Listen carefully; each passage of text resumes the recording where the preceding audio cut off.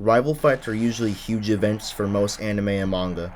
Think of Goku vs Vegeta, Naruto vs Sasuke, or Deku vs Bakugo, and the countless other animes that involve rivalries. Most of the time, rival fights are usually considered one of the best fights in their respective series. Usually they have a lot of build-up, the tension in the plot rising until the moment the two characters fists clash. They clash over their opposing ideals and settle who is really the strongest.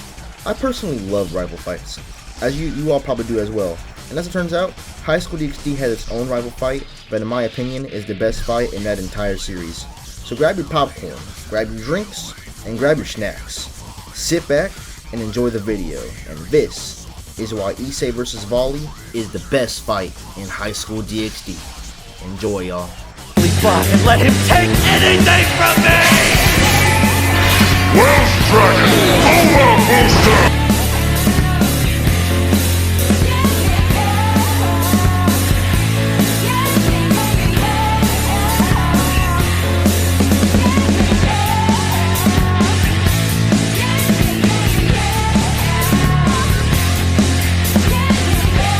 First off, I think it's best that we get into the build up to the fight. A good fight between two rivals requires build up towards it, and with High School DxD we do get this. We first hear the mention from Drake of the existence of a white dragon at the very end of Volume 2 of the light novel, which by the way I'll be using the light novel volumes as a reference for events, as when I research stuff like certain events, the wiki mainly gives light novel volumes as a reference. So when talking about this fight and its build up, I mimic some elements from both the anime and the light novel. But at this point, we did not yet have a name for the white dragon or its wielder. He rather just goes by the White One, as Drake says. With the rivalry of Issei and Vali, the series decides to take the approach of the two being rivals due to destiny. Issei and Vali were both born with rival sacred gears, and because of that, they were destined to meet each other one day and fight.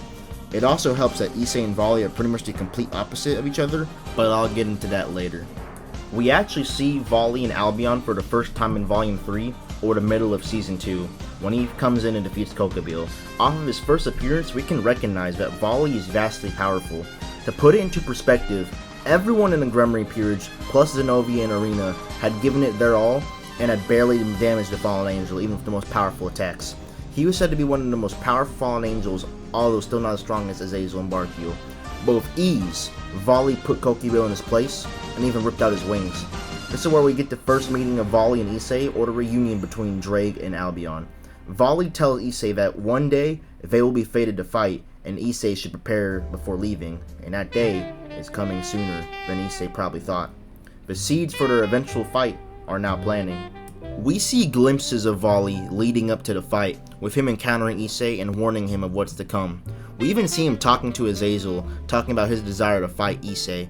The rest of the season is dedicated to reminding the viewer of what will inevitably come.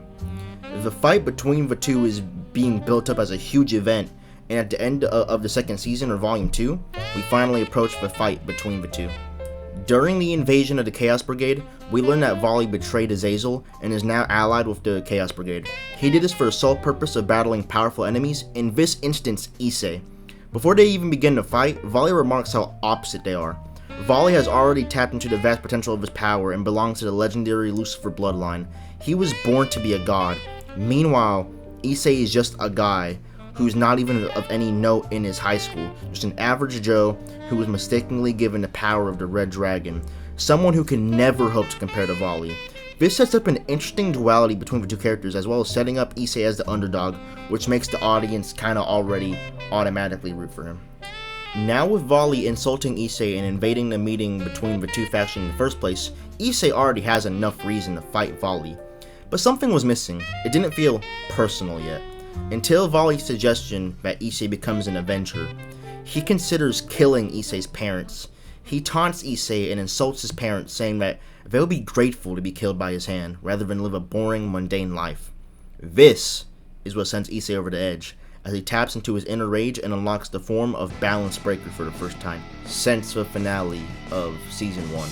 The fight is now set to begin, with Issei's motivations for wanting to fight Vali being even stronger than before. In this moment, Issei grows extremely pissed. This isn't just a fight to Issei anymore. Issei is out for blood and wants Vali dead. Immediately, we see Issei rush towards Vali with the Dragon Slayer sword Ascalon, with Vali swiftly dodging and evading the attack. but two begin to clash, their auras being so powerful that if Rias gets too close, then she would die herself. Although Issei is in Balance Breaker, we see that Vali outmatches him by a mile.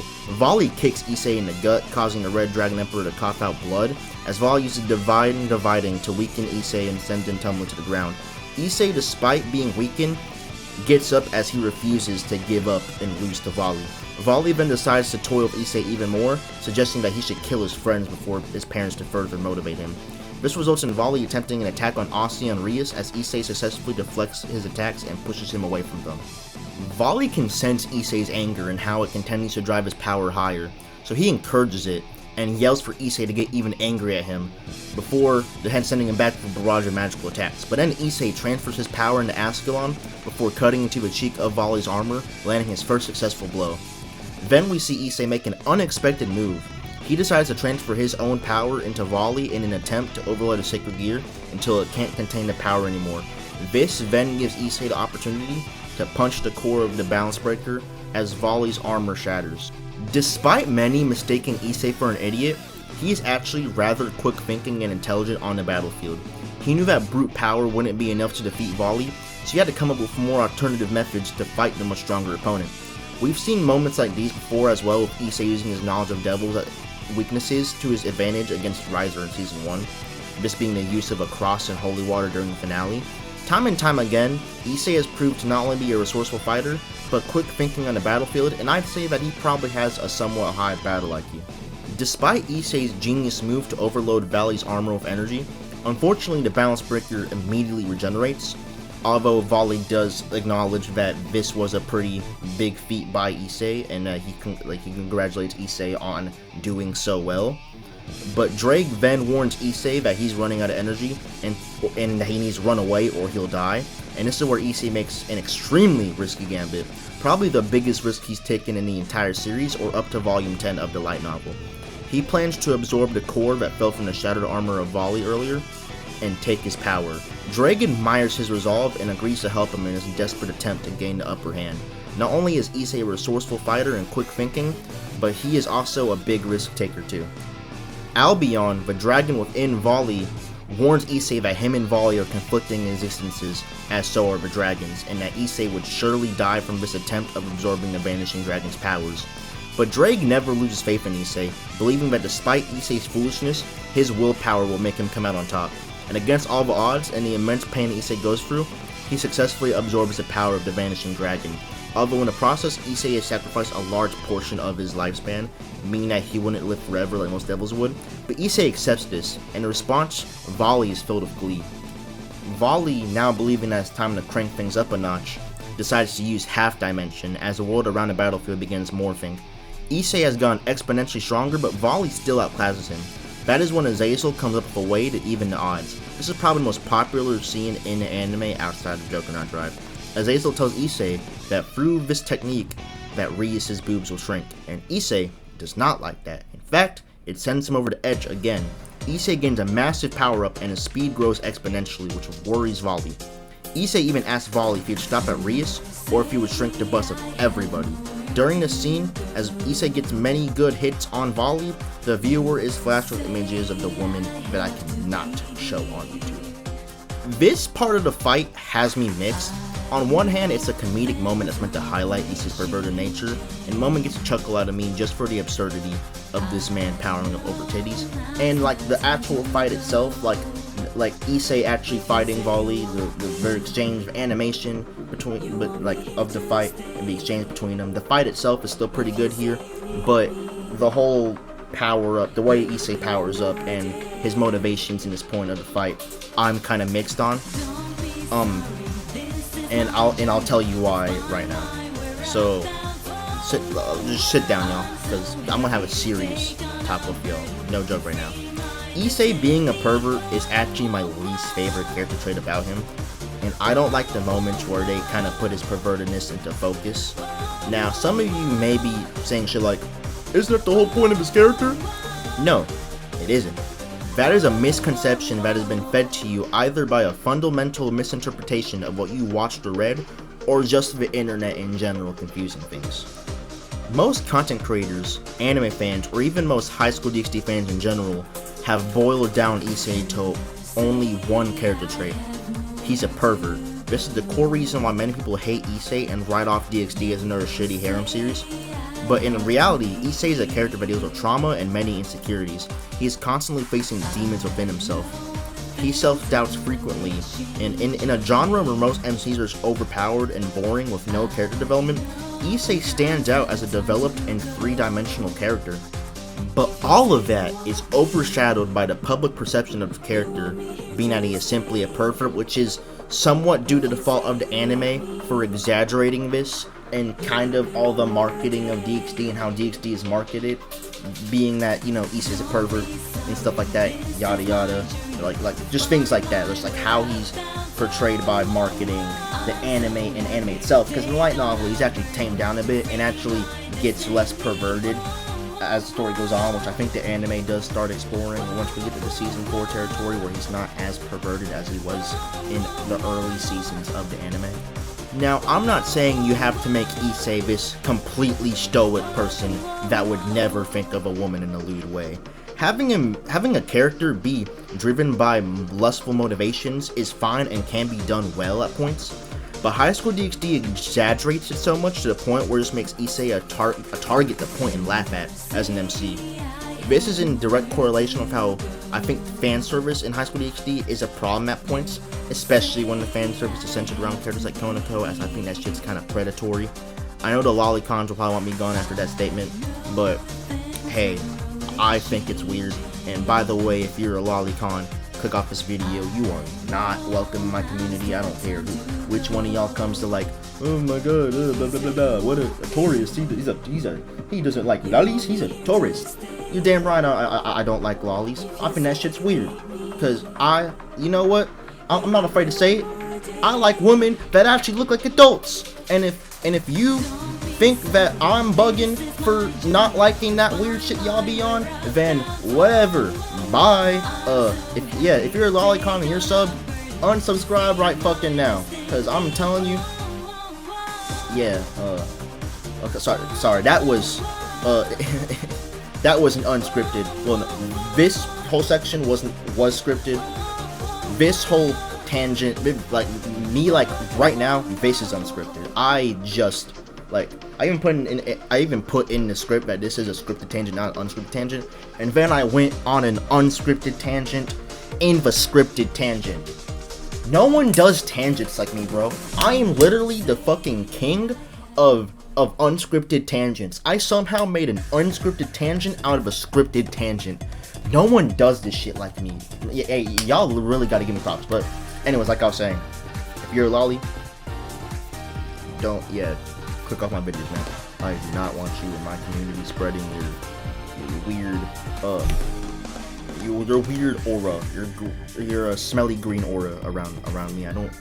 I do not fuck with lolicons at all. I think y'all are weird and y'all need mental health. But let me get back on track in this video, because this went so because I still had this kind of talk, but it was kind of like, hey, if you're a lolicon, I don't fuck with you. The end. I just went on a massive side tangent for, I don't know, I just do. Side tangents are my thing. If I didn't, who would I be if I didn't have a side tangent? But anyways, I'm gonna send you back to scripted Cloudy Kai, and yeah, but basically, yeah, if you're a lolicon, get out of my house, yeah. But yeah, I would definitely say that this section of the fight does mess with the tension of the fight, but it doesn't ruin the fight for me. I still think it's my favorite fight in High School DxD, and I love the fight. I think it's the best fight in High School DxD, and like, I don't know, there's still parts I like about, there's still stuff I like about this part of the fight, mainly like the actual fight, like them clashing and stuff. Like, it's just, I think the tensions been messed with here, with the whole making comedic, but I'm just gonna move on from that argument, and we're just gonna move on to the rest of the fight. Like I said, doesn't ruin the fight, just messes up the tension. After Issei's latest boost in strength, Vali is impressed with the Red Dragon Emperor's growth, so he believes that Issei is ready for the next step. But Juggernaut Drive. Although he's stopped by Biko, I think I spelled that right, before he can actually tap into it. This does nicely set up the future events though, with Issei eventually using Juggernaut Drive himself in the later half of Season 3. It makes the transformation something that's actually built up to and previously established instead of like a random ass pull, which I think is actually really cool. But like I said, Biko pulls up, they have a little Goku moment where Issei's like, oh my god, he's related to Goku? And yeah, Biko interrupts the fight, tells Vali that they need to go bounce to go fight some northern Earth gods somewhere. I don't know if they have really explained who the northern Earth gods are. I'm not caught up on the light novel, so I don't know if we eventually will meet them. But Vali then eventually leaves, and with Biko, although he hints at a future rematch, and that Issei better prepare, and this is how the fight kind of ends. Now that I've gone over the fight, let me go into like the final section of the video. This section will basically just be for me to discuss certain parts of, like, certain things about the fight and the characters a little bit deeper. And if I include us in the previous section, it would have been too bloated, and so I decided to make it a separate section. The first thing I wanted to discuss further was the duality of Issei and Vali. I've already discussed how the fight portrays them as opposites, with Vali being backed by a legendary legacy and being one of the strongest White Dragon Emperors ever, while Issei is one of the weakest, and at the end of the day, just a regular guy without his sacred gear. But there's more to the aspect of these characters that I wanted to go over. For Sacred Gear's design, or design in general. When in their balance breakers, the designs of these forms are directly opposing each other, with the Red Dragon Emperor donning a red armor with the color of the armor representing love, passion, and anger, which are what mainly motivates Issei. The color red fits how hot-headed and fiery and passionate he can be. White, on the other hand, represents purity and cleanliness, as well as perfection and coldness and calmness. Instead of being a hothead like Issei, who relies on his anger and passion for power, Vali is a lot more calm most of the time, and colder in his tone. While Issei acts on emotions, Vali is much more calculating. Both were still very passionate, with Vali being very passionate about battle, but it's much more calm, cold, and calculated, in comparison to Issei, who actually just acts off his emotions all the time and will throw himself into very risky plays, gambling his life on them. Even Issei and Vali's hair and eyes contrast each other, with Vali's white hair and blue eyes representing his regal background, and Issei's brown hair and brown eyes, making him look pretty, plain in comparison. And this basically kind of makes it look like a battle between like a prince and a commoner, basically. Not only are the two rivals in a narrative sense, they are like, their designs are also like rivals. They have rival designs, which I think is pretty cool too. It kind of makes it clear, oh yeah, these guys are like rivals or opposites. I think that's really neat. I think it's really neat that they went and designed them in that way. Moving on, another thing I wanted to point out is that they were able to make this fight interesting, even with the massive power difference. It's no secret that Vali was way stronger than Issei the whole time, and in many anime, some writers often resort to having an overpowered character beat up a weaker character in a one-sided fight that really isn't that interesting. Later on, that the weaker character gets stronger, and then eventually we get him and the other character fighting in a closer fight. But with this fight, we're actually still emotionally invested in this fight, and despite the immeasurable odds, can still root for Issei to win. It helps that Vali is also sort of kind of testing Issei, while Issei himself is at the fighting with everything he has. So like, it's not both of them fighting all out, one of them is fighting all out, one of them trying to test. But it's not, even though it is kind of one-sided, it's not painted as one-sided. This fight could have easily been boiled down to an embarrassing one-sided beatdown by Vali, but they instead choose not to do that, and they also made sure not to make it too close so that Vali can still be a goal down the line. Another way they could have screwed up is by having Issei catch up to Vali way too early, like in this fight, and have the weight be way too close. Because if he caught up to his main round that early, that would kind of stunt any future growth of their rivalry due to it peaking so early. Because then it's like, what does Issei have to what's Issei's goal? If he's already caught up to Vali, then like that's just kind of the end of like the goal and the rivalry. Now they're kind of just like, oh shit, like what do we do now? So I'll give props to the fight for striking the perfect balance here and not letting it peak too early. It's not too one-sided towards boring, but it's also not too close to where it hurts to go for the rivalry. I think they really caught the perfect balance here. Issei still clearly has a lot of room to learn, and before he can hope to ever be on Vali's level.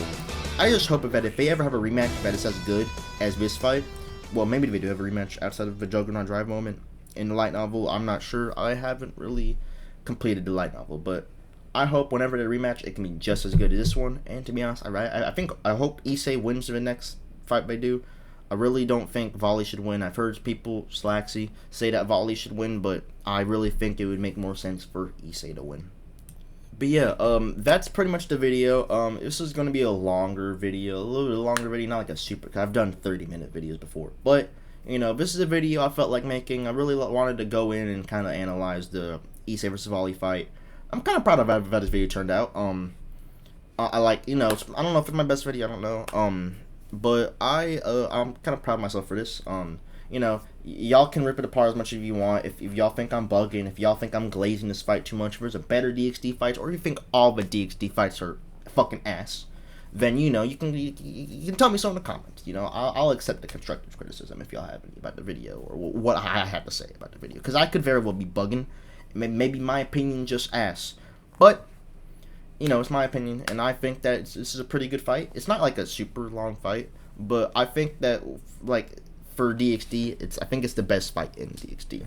But yeah, sorry for not posting since early July. I think it's been a month since the last video. At the time of me recording this, like, I know I've been talking about the fucking DXD fighting game roster video. That's still coming, probably the next video. Like, I'm gonna try to make that the next video. I just wanted to do another video before that, so y'all aren't waiting even longer. But I know I was trying to promise all this stuff. I was going to do like a voiceover, then I was going to do a voiceover skit. But in that kind of like, I was kind of like, I don't know if I really want to do that right now. Mostly because I don't have other voice actors to do it. I really don't want to do a voiceover skit where it's just me, because then I'm kind of be like, damn, this motherfucker's talking to himself. Which I'm fine with. It's just like a regular voiceover, like an actual original skit. Like I would prefer to be more voice actors, but. Yeah, I was going to do some other stuff, but then I kind of scrapped some stuff, and I just wanted to get this out before the roster video, so y'all aren't waiting like a exuberantly amount of time between videos. But like I was also saying in some of the community page posts, I don't want to just pump out content anymore just to get it out there quick. Because in the past, there's been a lot of moments where I've kind of just put out content like to like meet like a certain like to make sure that like people aren't waiting too long between videos, like for consistency's sake. But I've decided as of like a couple weeks ago that I don't want to do that anymore. I don't want to just release videos in like rush dates just to get them out quicker. I want to actually spend more time on my videos working on them, and I want to make sure the videos are actually good. They're still not perfect. This video's still not perfect. There's still moments in the recording where I kind of fumble a little bit and it sounds kind of awkward, but you know, I did go back and make sure for a lot of moments that I stayed on track for the most part. I really only had one major side tangent, but like I made sure I wasn't like all over the place. I think I was mainly pretty like, I stuck pretty close to the script, very close to the script, except for that one side tangent, but I think that one side tangent was fine. But yeah, and I hope, and for this video, I'm planning on, I don't know how it's going to turn out right now because it's recording. I haven't started editing yet. This is just the recording. I'm on Audacity right now, and like it's just literally me looking at like the audio shit. This video will probably be one of my more edited ones. I'm probably going to put a lot more effort into editing this video. So, but yeah, like I want to focus on quality over quantity. So if that means that uploads are a bit less frequent, then you know. But also, like I'm also not going to like this video, and more so the next video, probably the roster video. The roster video was just, I was like, I'm gonna do this video, and the roster video is turning out to be a more demanding video because like this was a script. I'm really just still working on the script because I'm still trying to like, you know, I'm trying to make up a fighting game roster for High School DxD, and with that include trying to like come up with concepts for movesets and shit.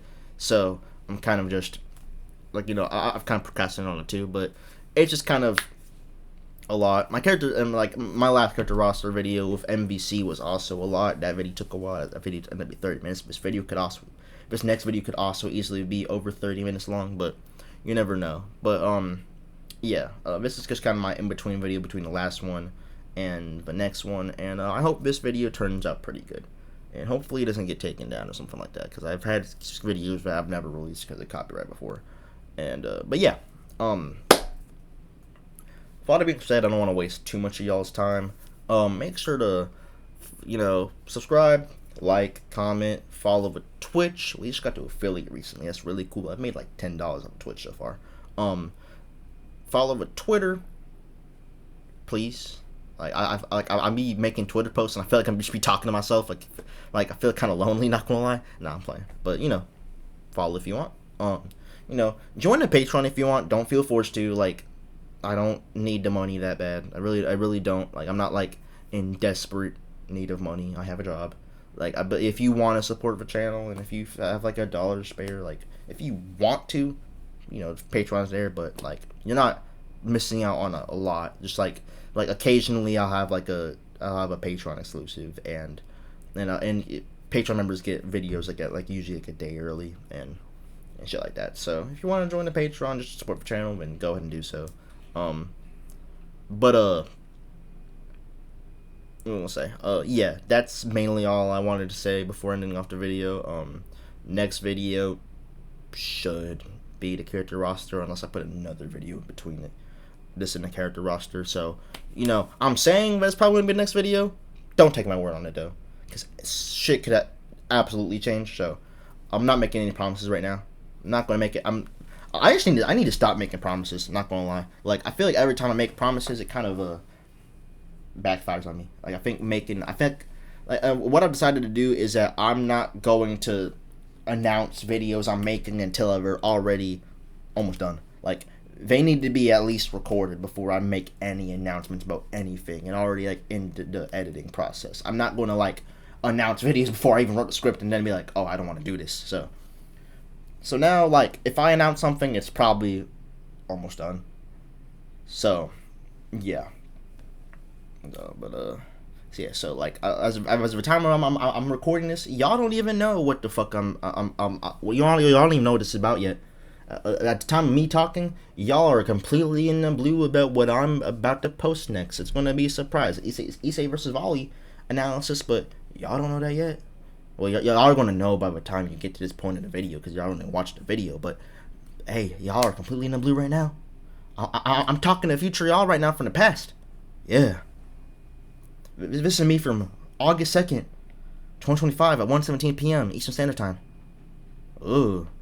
Sending this message to the future. I don't fucking know. I'm yapping now. I love y'all. See y'all later. Go hug your mom or something. I don't know. Peace.